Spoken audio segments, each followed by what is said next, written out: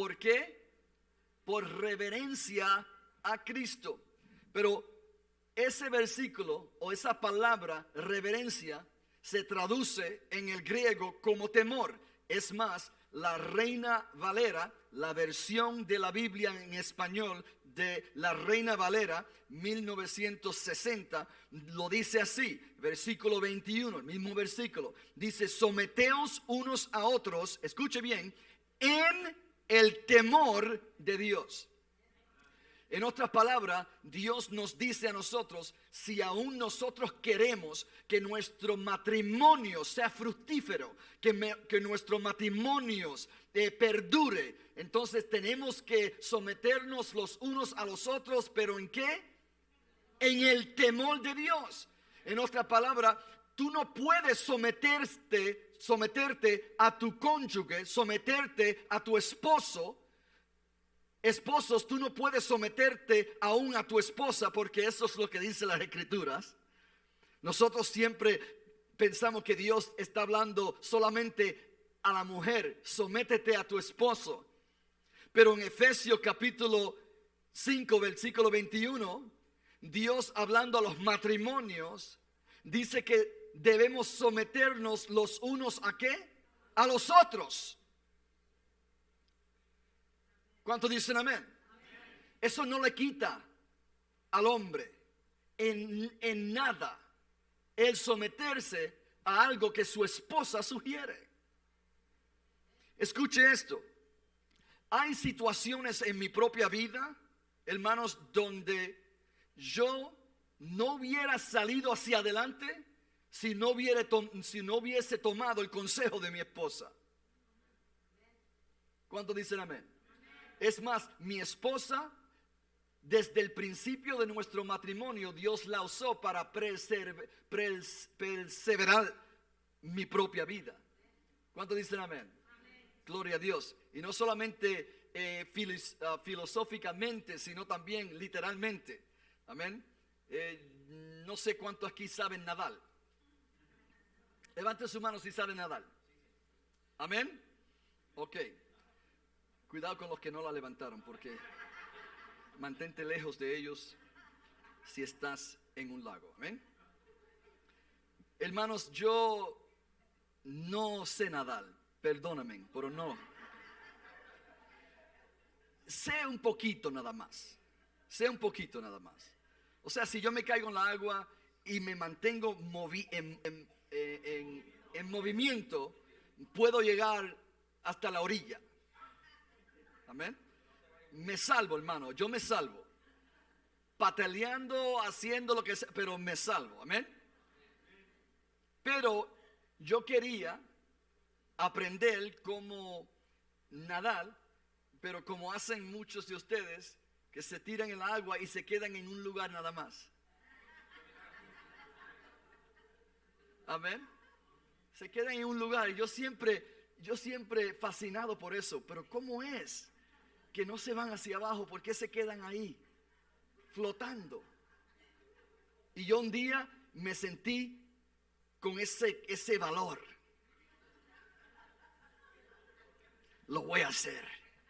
Mi esposa estaba en la orilla y dijo, honey, no lo haga. Yo dije, yo puedo hacer esto en nombre de Jesús.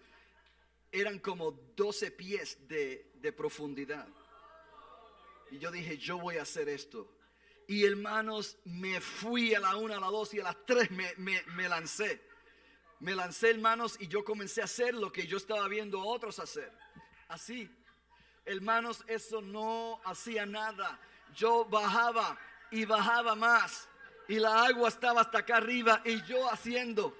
Hermanos, y le digo la verdad, que ya cuando estaba a punto yo de rendirme y hundirme, sentí que alguien metió la mano y me agarró del pelo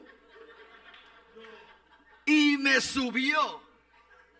Yo creía que era el guardia, ¿cómo se dice? El de salvavidas, no sé, el que trabaja ahí. Y, hermano, era mi esposa. Y ella me dijo, nunca vuelva a hacer esto otra vez.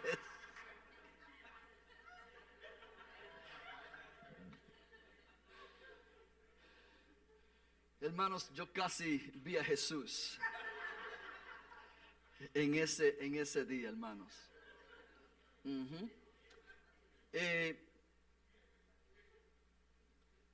Su esposa puede ser de tremenda bendición a su vida.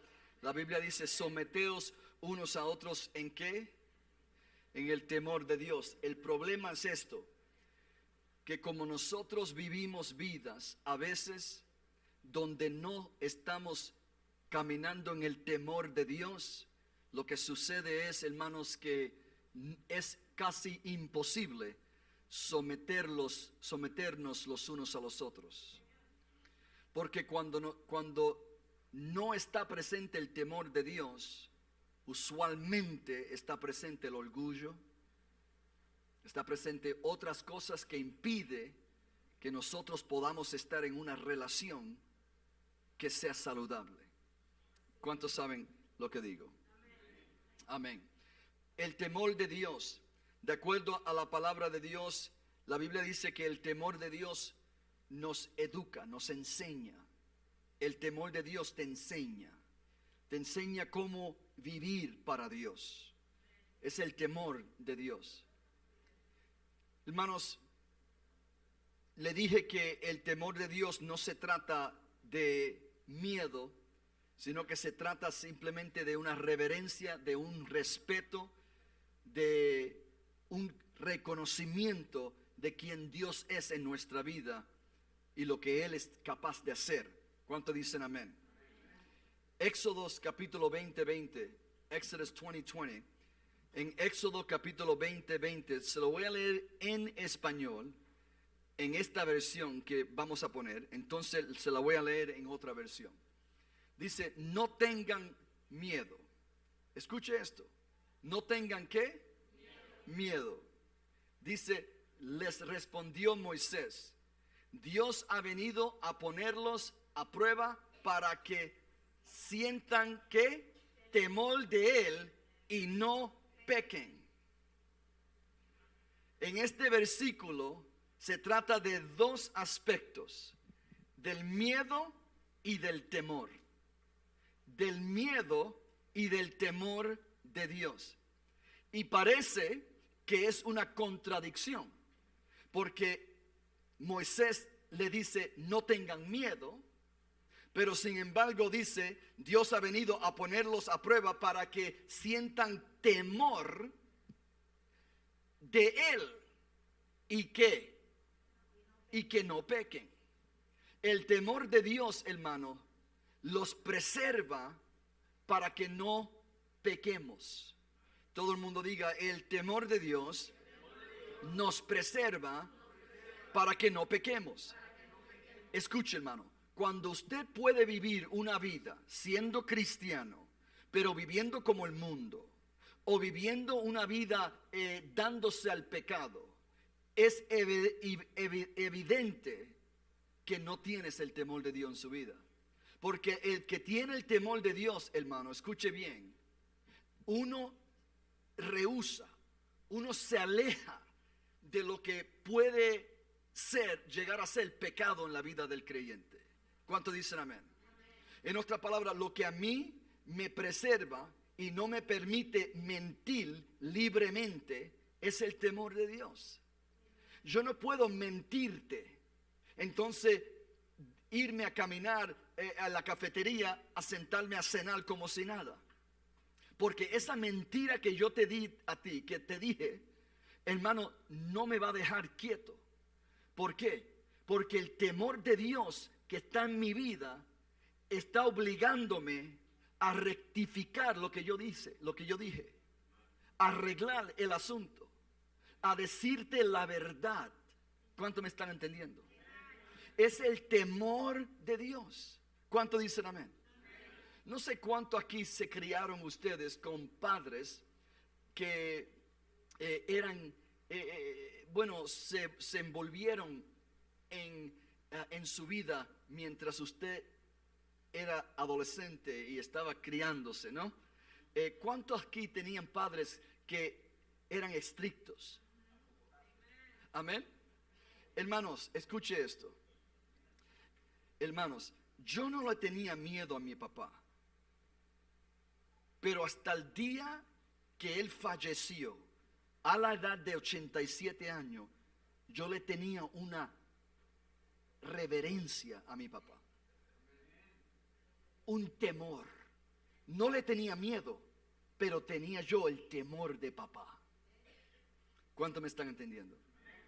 Porque papá para mí, yo sabía que todo lo que él hacía era para mí bien.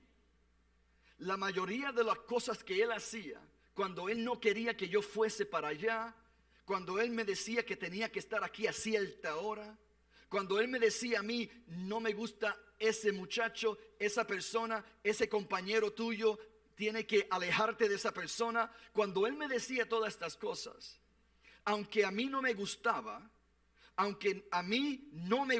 que me estaba diciendo, hermanos, yo tenía un respeto, una reverencia, un temor a mi papá. Es más, que cuando yo me encontraba en la calle con esas amistades que él me advirtió y me dijo que no estuviese con ellos en compañía, hermanos, yo siempre estaba mirando sobre mi hombro a ver si mi papá estaba por ahí, porque yo temía al papá mío. Ese temor no es el temor de miedo, es el temor de reverencia, sabiendo que mi bienestar es lo que motiva lo que él me está diciendo y lo que él no me permite hacer. Es mi bienestar, es para mi bien. ¿Cuánto dicen amén? ¿Qué es lo que hizo el temor de Dios, el temor de papá, el temor de Ernesto? Mi papá se llamaba Ernesto Cruz. ¿Qué es lo que a mí, lo que hacía el temor de Ernesto Cruz en mi vida, de mi papá, de mi padre? Hermanos, me mantenía fuera de ciertos grupos, me mantenía lejos de ciertas actividades. Hermanos, yo le digo algo, que aunque mi papá no estaba a ciertas millas de mí, yo siempre caminaba como si el papá mío estaba mirándome. ¿Por qué? Tenía el temor de papá. Ahora, mi madre era diferente. Yo le podía decir cualquier cosa a mi mamá, y yo le podía decir esto y lo otro. Ella podía enterarse que yo hice algo que no estaba supuesto. Ella venía y me aconsejaba y me decía, hijo, no lo haga, que si esto, lo otro.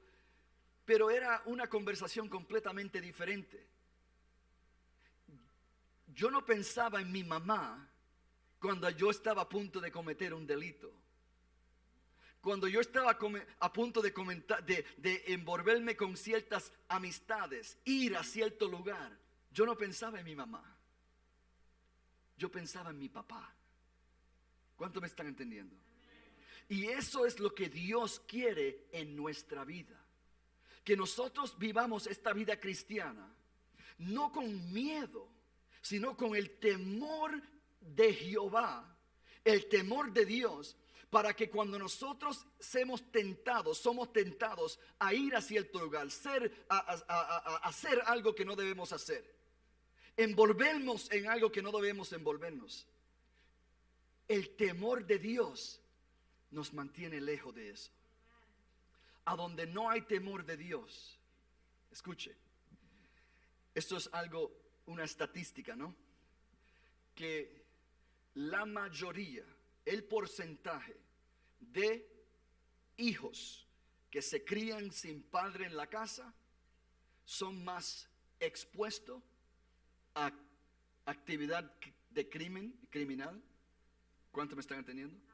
De cometer delitos, de ser sumamente rebeldes. Pueden ser rebeldes aún con el padre estar en la casa, pero digo yo, tienen rienda suelta. ¿Cuánto me están entendiendo? La probabilidad de que un muchacho, un hijo, no salga como un delincuente sin esperanza, es cuando hay padre en la casa. ¿Por qué? Porque tienen el temor de papá. ¿Cuánto me están entendiendo? El cristiano que viene a la iglesia, pero sale de la iglesia sin el temor de Dios, es un cristiano que miente fácilmente.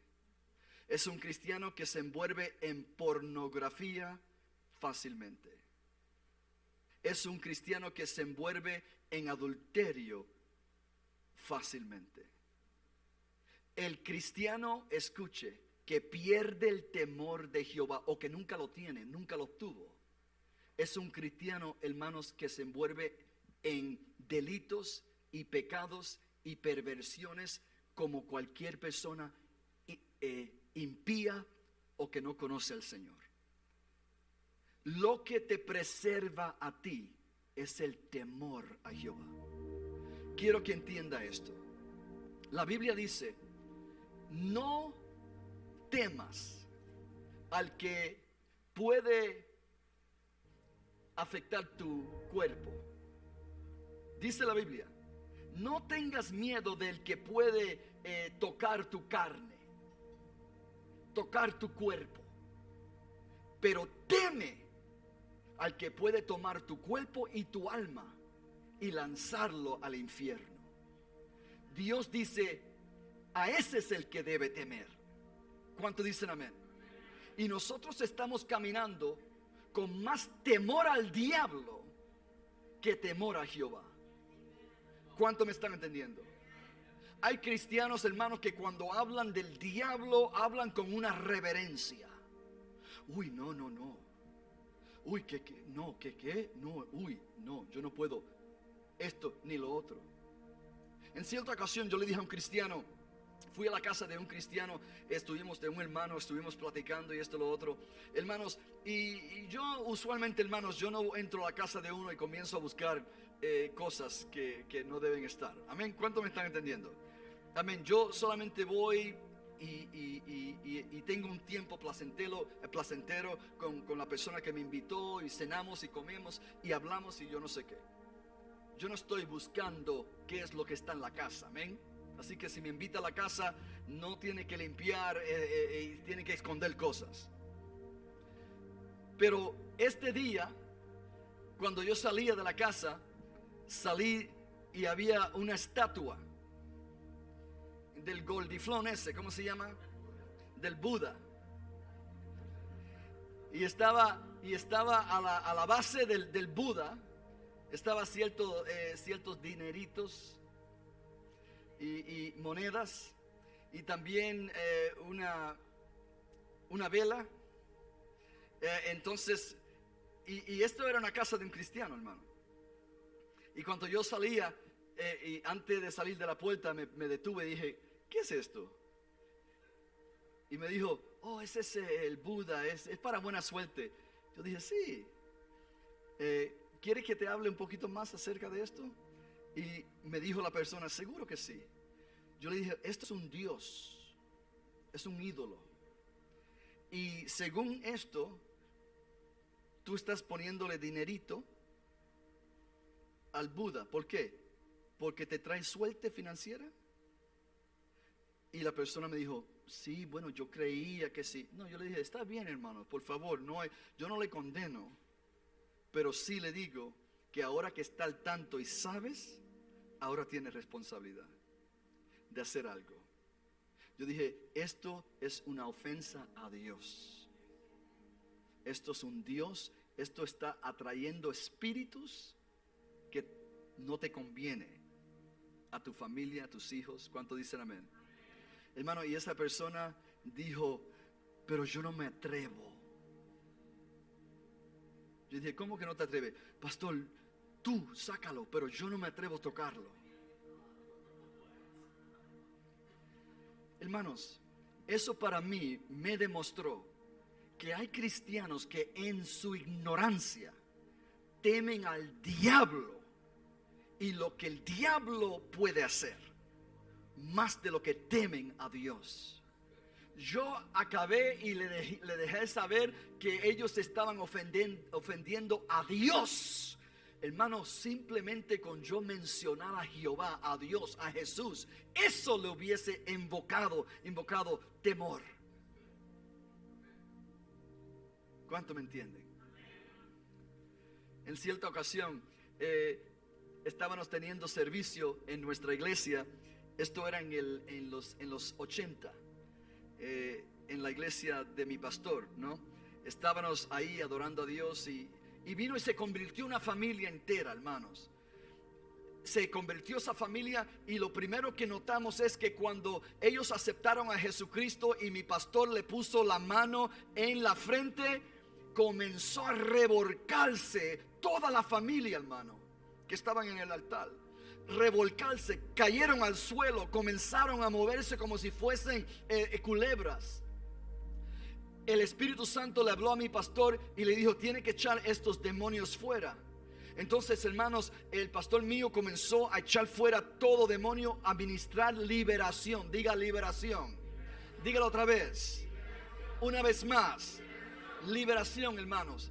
Hermanos, esta familia entera fue completamente librada ese domingo. Escuche bien. Antes de irse, no aplaudan todavía. Antes de irse, le dijeron a mi pastor y a algunos de los hermanos: por favor, pueden venir a mi casa. Vivimos a un bloque de aquí, de la iglesia. Y el pastor mío dijo: ¿para qué? Para que por favor limpies mi casa, porque tenemos muchas cosas en la casa. Hermanos, cuando fuimos a la casa, cada cuarto, nosotros caminábamos. Lo primero que vimos cuando entramos era un indio, como de 6 pies de altura. El indio. ¿Me están entendiendo? Y entonces seguimos y pasamos 2 cuartos de dormitorio, que en cada cuarto de dormitorio había un altar con velas, con sangre, bueno, un sinnúmero de objetos, amén, ocultos. Y seguimos, hermanos. Y yo le digo la verdad, que nosotros nos pusimos a orar en la sala. Cuando nosotros estábamos orando en la sala, salían familiares de esa familia que estaban en los cuartos escondidos, salían gritando al pasillo: cállese, y le salía espuma de la boca. Hermanos, nosotros comenzamos en el nombre de Jesús a echar fuera todo espíritu que estaba controlando esta familia, y se quedaban como muertos en el suelo. Entonces el pastor y los hermanos sacábamos los altares, amén, y las estatuas, y íbamos de un segundo piso hasta abajo, y todo lo echábamos en el ¿cómo se dice? En el baúl. Nosotros decimos baúl, ¿cómo se dice? Del carro, no, del carro. El baúl del carro, ¿no? Y ahí echábamos todos los estatuas, hermanos. Escuche esto, por favor. Limpiamos la casa completamente. Quitamos todos los ídolos, hermanos. El temor que esta gente le tenía a esa cosa. Entonces el pastor, lo que faltaba era el indio. 6 pies de altura, el indio ese. Le dijimos al hermano: ok, tú coge por allá, yo cojo por acá. Y sacamos ese indio del segundo piso y lo pusimos detrás del asiento del carro, ¿no?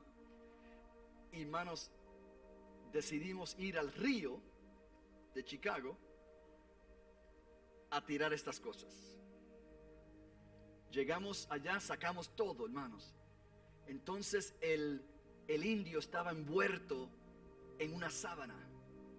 Y cuando sacamos este indio entre dos y íbamos a tirarlo, hermano, parecía que estábamos tirando un muerto. Hermanos, llamaron la policía. Llamaron a la policía, hermanos. Y es más, cuando estábamos al punto de ponerlo el indio adentro, se le cae la cabeza, hermano. Y está el hermanito buscando la cabeza. Amén. Entonces tiramos el indio en el río. Creo que hasta la fecha está ahí el indio ese. Amén. Pero hermanos, es interesante cómo Dios obra en el corazón del creyente. Esa persona, esa familia entera vino a ser una parte integral de la iglesia. Una parte integral. Los demonios que estaban atormentando esa familia completamente se echaron fuera. Los comenzamos a educar acerca del temor de Dios. Y ellos llegaron al punto, hermanos, donde ellos no temían ni al diablo, ni a los demonios, ni al indio, ni la india, no importa quién. Ellos estaban fuertes en su autoridad. Es más, cuando nosotros teníamos servicios de liberación, ellos echaban fuera demonios, ordenaban los espíritus que se fuesen en el nombre de Jesucristo. ¿Cuántos dicen amén? Pónganse en pie, hermanos. Este tema del temor de Dios se lo quiero desempacar, pero suave, lentamente, amén. Porque quiero que entendamos la importancia del temor de Dios en nuestra vida y cómo nos preserva. Todo el mundo ponga su mano sobre su corazón y diga: Señor,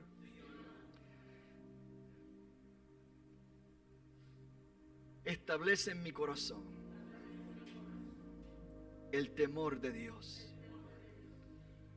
Tu palabra dice que el temor de Dios me preserva la vida, preserva mi relación aún contigo. Ayúdame para que yo permita que el temor de Dios rige mi vida, que el temor de Dios me enseñe cómo agradarte en el nombre de Jesús. No quiero vivir sin el temor de Dios en ninguna parte de mi vida, en mis relaciones, en mi relación contigo. Que el temor de Dios sea evidente aún en mis conversaciones, en las decisiones que tomo, en las relaciones que tengo. Cuando me siento y comienzo a pensar del mal que puedo cometer, que tu temor me preserve, me mantenga en rectitud de corazón, en el nombre de Jesús. Perdona mi vida, perdóname, Señor, todo lo que yo he hecho sin el temor de Dios, en todo que yo me he involucrado por no tener el temor de Dios. Te doy gracias, Señor. Ayúdame, Espíritu Santo. Enséñame en el nombre de Jesús. Gracias, Padre. Gracias, Señor. Un aplauso a Cristo.